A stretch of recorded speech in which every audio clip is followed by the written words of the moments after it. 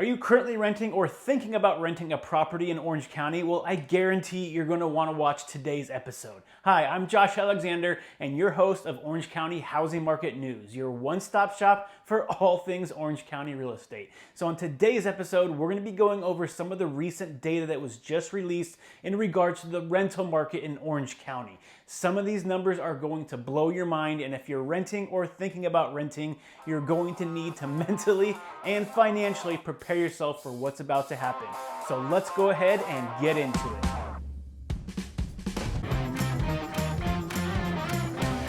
So it probably comes at no surprise to most of you that rent has been significantly increasing in Orange County over the last couple years. But by how much? That's the data we're going to look at today, and specifically just over the last year alone. And to do that, we're going to break it into two different sections. So first, we're going to look at how much it's increased in the vacant homes, which means that once a tenant moves out, how much on average are landlords increasing the rent to find a new tenant.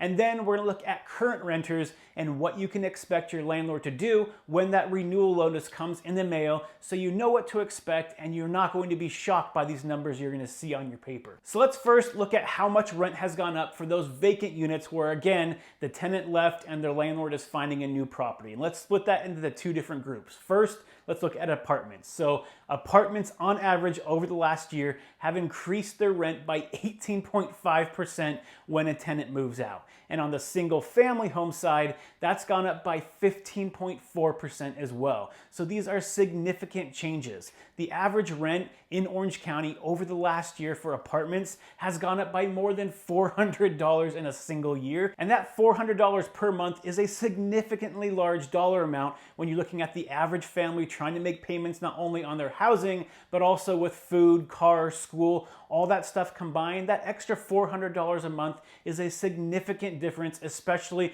in just a 12-month period. Now, why has this number gone up so significantly? Well, we'll look at that in a second, but first, let's go ahead and look at the other side of things where you're currently renting a property and the renewal lease comes up, what you can expect that renewal price to be. So right now, due to the law passing AB 1482, rental prices cannot go up more than 10% this year. And that 10% is still a huge number, especially with the prices of rent in Orange County. That could be a couple $100 every single month more that you weren't paying just a year ago in order to rent a property in Orange County.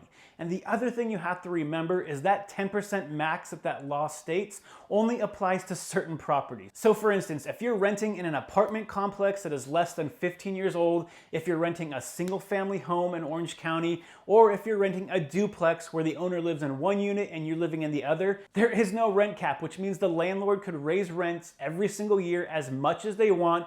Obviously, within reason, it has to be market value. Otherwise, the renter is just going to find someplace else to go. But they can raise it as much as they want every single year. And to show you how real this is, there was a recent story in the OC Register that just came out that interviewed an Irvine renter, and they just got a notice that their rent was going to increase by 24% in a single year. Can you even imagine getting that type of letter in your inbox from a landlord? This is a huge problem in Orange County, and it's only going to get worse. So why is that? Well, it's all going to come down to supply and demand. Right now in Orange County, we only have a vacancy rate of about 2.5%, which is about half of what it usually is, which just means there's just not enough rental properties to go around. In fact, Rent Cafe just released a study going over the top 100 largest rental markets in the US, and guess where Orange County landed at? Number 11.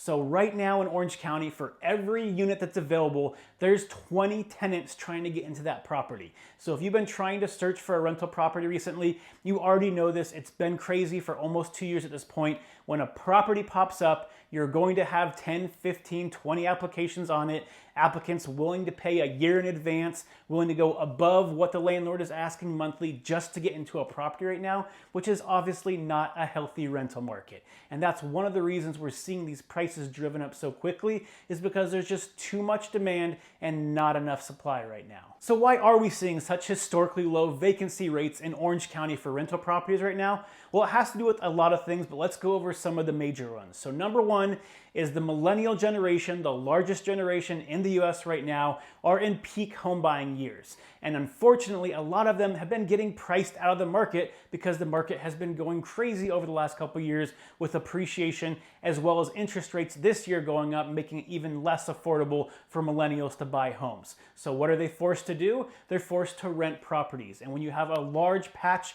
of millennials trying to rent properties, that's going to decrease availability of homes because you have a lot of competition on the market. The second reason is unemployment is back to historic lows. So back to where we were before the pandemic began. Now, Orange County still has some jobs to make up, but the country as a whole right now is back to where it was in terms of employment before the pandemic began. The third reason we're seeing this historically low vacancy rate is that we're still seeing the impacts of that eviction moratorium that has been happening since the pandemic began. People were not able to be evicted, so they are staying in their apartments. So that situation is slowly starting to resolve itself. It has taken time, and even though we are seeing those eviction numbers go back up, we're just really not going to see the amount of properties that we need to hit the market from that anytime soon to make any kind of dent in this crazy rental market right now. And the fourth reason, which I mentioned before with the millennials, is that not only can millennials not afford homes right now, but the general population as well is having a harder time purchasing a home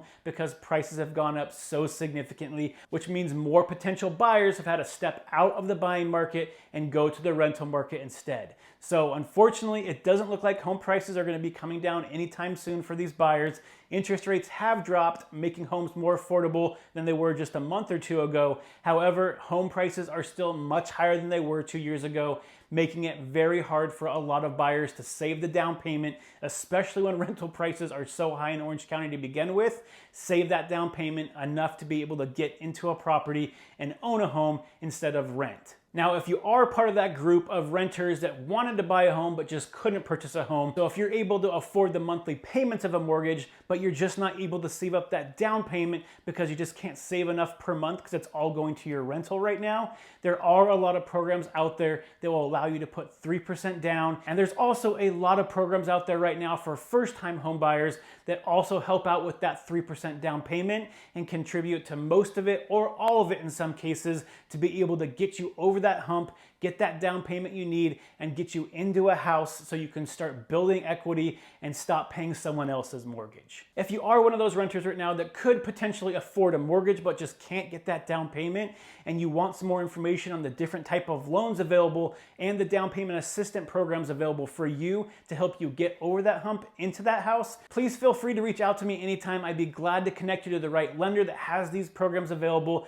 so you can talk with them to see if you qualify and to see if home ownership can be something that you can get into sooner rather than later. And for those of you who can't afford a mortgage right now and can't afford that down payment as well, unfortunately, I don't really have much good news for you because right now, most housing economists are predicting that rent is going to continue to rise at a faster than normal pace over the next couple years because this inventory issue we have with rentals is just not going to resolve itself anytime soon. So current and future renters, this episode is not meant to scare you. What I'm trying to do here is give you the facts and the data of what's going on in the rental market so you're not caught off guard with what's happening. So if you're trying to rent a property, you'll know that it's going to be very competitive and it could take a while for you to actually get into a home. And if you're renting right now and waiting for that renewal notice in the mail, you want to expect your rent to be going up so you can mentally and financially plan for that. So again, you're not caught off guard and having to try to figure out what to do on a very short time frame. Now, current renters, the last thing I want to leave you with today, which is kind of a ray of hope, is just because landlords can increase your rent by 10% or more every year doesn't mean that they're going to. So if you're taking care of the property, you're paying on time, you're a good tenant, oftentimes landlords are not going to do the maximum increase. They're going to increase it gradually every single year. So hopefully you're not going to get that 10% plus increase. However, I do want you to be prepared for it so you know what to expect. So I hope you found this information useful. If you did, please hit that like, subscribe, and share button below. I post a new episode every single week about the Orange County housing market. So if you want to stay up to date with what's going on, make sure you hit that like, subscribe button. And if you're watching this on YouTube, hit that bell button below. That way you get notified every week when I release a new episode. So until next week, stay healthy, stay happy, and I'll see you on the next show. Bye.